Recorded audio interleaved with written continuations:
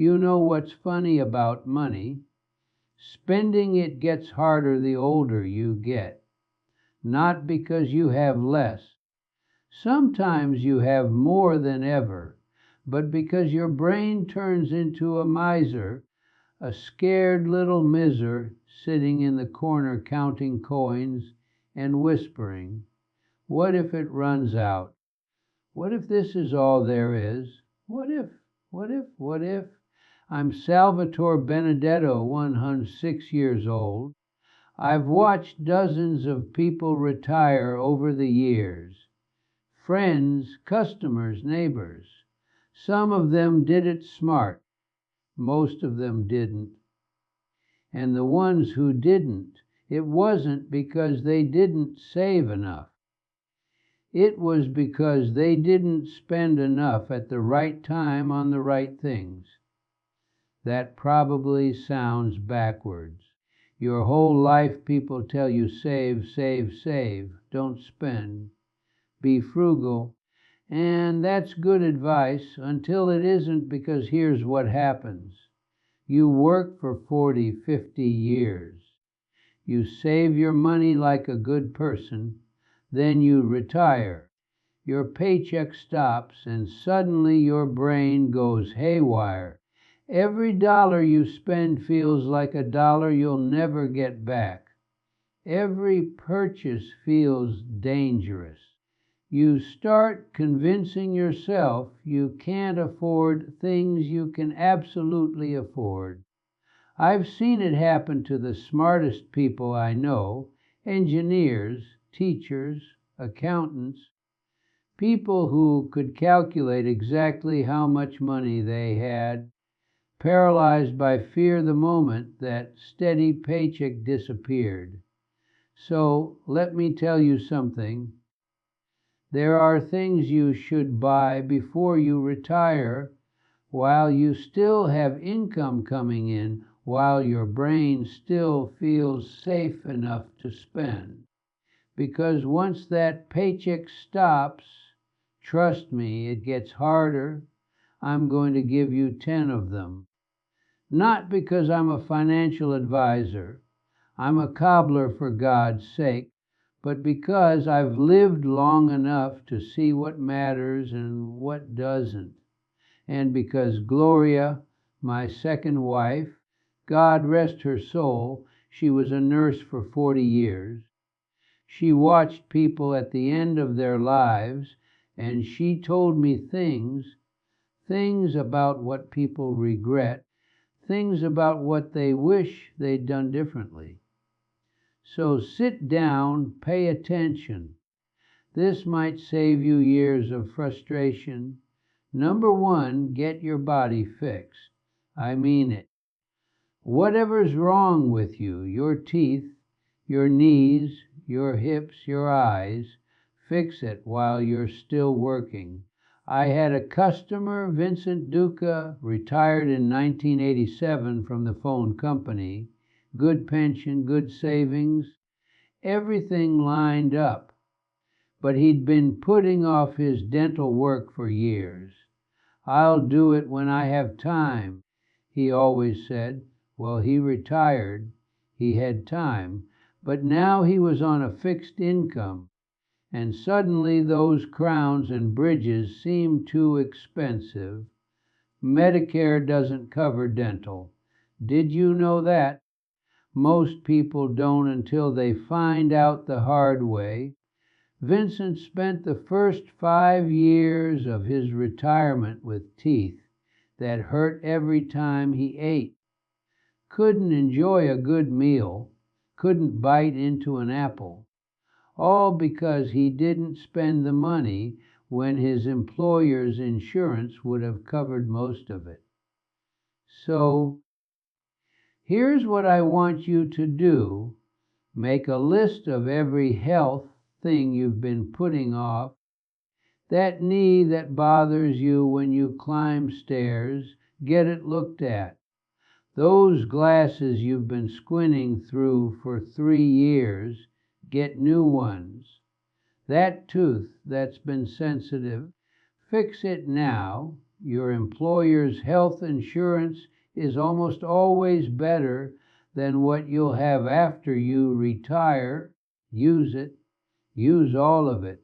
Get every test, every procedure, every checkup you've been postponing. This isn't vanity. This is investment. A body that works is the foundation of everything else.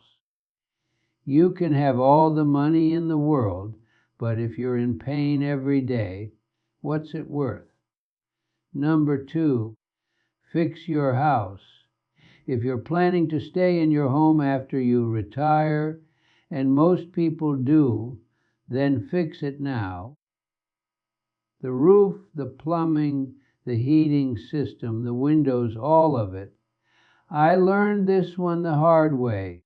When Gloria and I got married in 1991, we moved into her place in Crown Heights. Nice house, but old.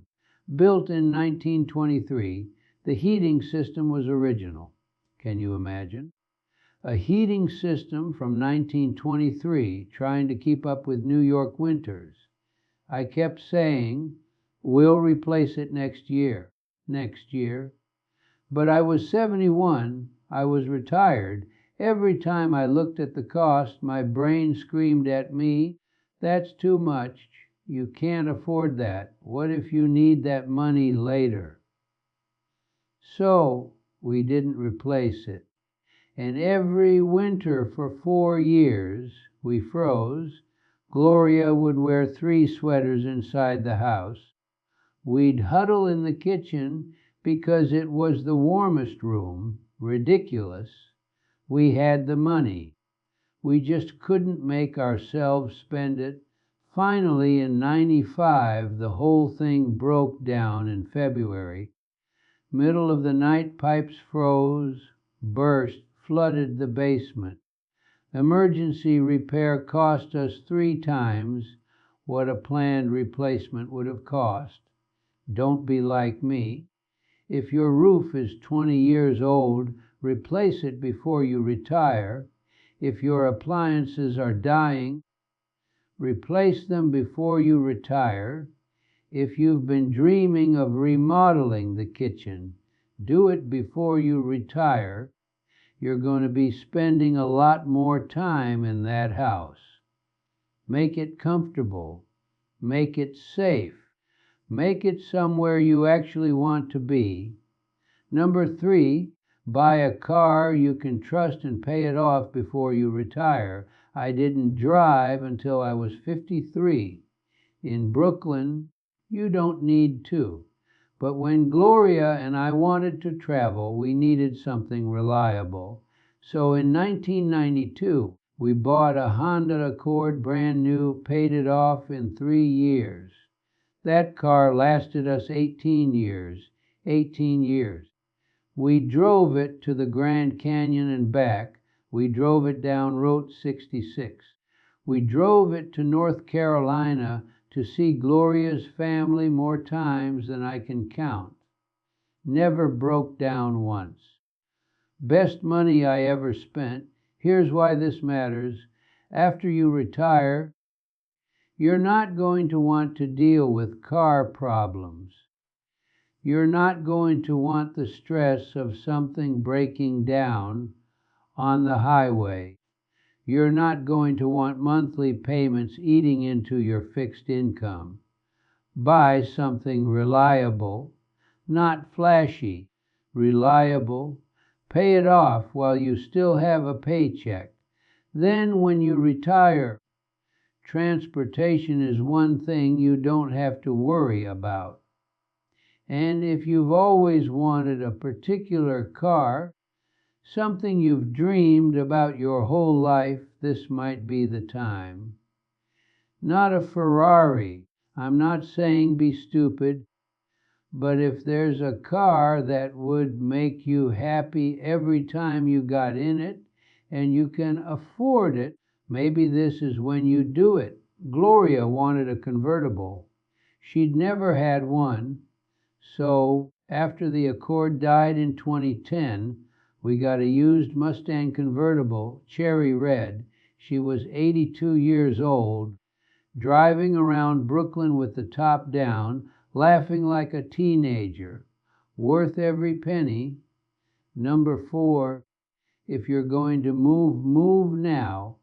This one's important. If you're thinking about downsizing or moving closer to your grandchildren or relocating to somewhere warmer, do it before you retire. Why? Because banks don't like lending money to people without income. My daughter Lucia, she and her husband wanted to move to a smaller place after he retired from the garage. Less maintenance, one floor, easier to manage as they got older. Smart thinking. But they waited until after he retired, and suddenly getting a mortgage was a nightmare. They had savings. They had his pension, but the bank wanted W-2s, payobs, proof of current employment income. It took them 8 months and a lot of headaches to get approved for a loan that would have taken 3 weeks if they'd applied while he was still working. So if moving is in your future, move it up. Buy the new place while you still have a job. Sell the old place. Get settled. Then retire into a home that's already ready for this next phase of your life. Number 5, book the trips. This is the one that surprises people the most. So listen carefully before you retire. Book the trips you've always wanted to take. Put down deposits, buy the tickets, get them on the calendar. But as you're thinking, why would I book trips before I retire? Won't I have more time to plan after? Yes, you'll have more time, but you won't have more courage. Remember what I said about your brain going into scarcity mode. It happens with travel more than almost anything else. You retire, you look at your savings, and suddenly that trip to Italy seems irresponsible. That cruise seems extravagant. That flight to see your grandchildren seems like something you should put off until next year. And then next year comes, and you put it off again and again. And then one day you realize you're 82 and you still haven't gone to Italy, and now your knees hurt too much to walk through Rome. I've seen it happen so many times it breaks my heart. Book the trips now. Pay for them now. When the money's already spent, you can't talk yourself out of going. The decision is made. The tickets are bought. All you have to do is show up. Gloria and I almost didn't take the Route 66 trip. We talked about it for 3 years after we got married. Next summer, then one day, I think it was 1994, I just booked it. Hotels, car rental, everything. Non-refundable. Gloria was furious at first. You spent all that money without asking me, but you know what? We went October 1994, 2 weeks. Best trip of my life. We ate at roadside diners and stayed in motel with neon signs and laughed until our faces hurt. If I hadn't booked it, we'd still be saying next summer when she died. Don't wait. Book it now. Whatever trip you've been dreaming about. Number 6, buy the tools for what you love. After you retire, you're going to have time, actual time to do the things you always said you do when you have time. But here's the thing. If you don't have the equipment, you won't do them. I've been making shoes for over 90 years. When I finally stopped working full time in 2005, I was 86. It was time. I thought I'd never touch leather again. But then I got bored and I realized I wanted to keep making things just at my own pace. Good thing I hadn't sold my tools. I still have my father's leather satchel. Still have the awls, the hammers, the knives. They're what keep me sane even now at 1 on 6. I'll sit at my little workbench in the spare room and stitch something, not for money, just to feel useful. Whatever you love doing, gardening, woodworking, painting, fishing, music, invest in the tools before you retire. Buy the good camera if you want to do photography. Buy the quality fishing gear if that's your thing. Buy the sewing machine, the pottery wheel, the golf clubs, whatever, because after you retire, you're not going to buy them. Your brain will convince you it's frivolous, that you should wait, that you don't really need it, but you do need it. You need something to do, something to care about, something to make your days feel meaningful. Buy the tools now. Number 7, invest in comfort. A good mattress, a comfortable chair, proper lighting, hearing aids if you need them. These things seem small, but they're not. My friend Bernie, we went way back. I knew him from the neighborhood since the 60s. He retired in 1998. Healthy guy, good savings, everything going for him. But he slept on the same mattress he'd had for 25 years because it still works. It didn't work. He woke up every morning with a sore back, couldn't get comfortable, couldn't sleep through the night. His whole retirement was colored by exhaustion because he wouldn't spend $400 on a decent mattress. Your body is going to need more help as you get older. That's just reality. If you need glasses, get good ones. If you need hearing aids, get them now. Don't wait until you're so deaf you can't follow conversations. I waited too long. I didn't get mine until I was 98, and I spent years nodding and smiling at things I couldn't actually hear. Stupid. If your chair is uncomfortable, replace it. If your lighting is bad, fix it. These aren't luxuries. They're necessities for a body that's been working for 70 years and deserves to rest properly. Number 8, set up your home for the future. This is related to fixing your house, but it's different. I'm talking about modifications that will help you as you age. Grab bars in the bathroom, a shower you can walk into without stepping over a tub, railings on the porch steps, a bedroom on the main floor if possible.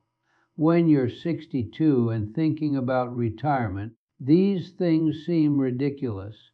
I'm not old. I don't need grab bars, but listen to me.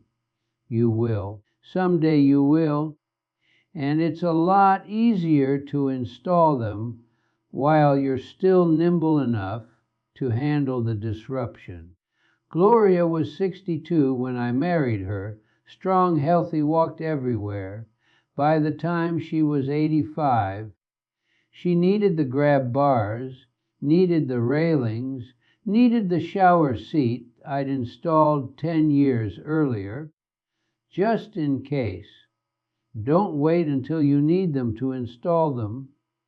Do it while you're still working, while you still have the income and the energy to deal with contractors and construction. Your 75-year-old self will thank your 62-year-old self, I promise. Number 9, hire help.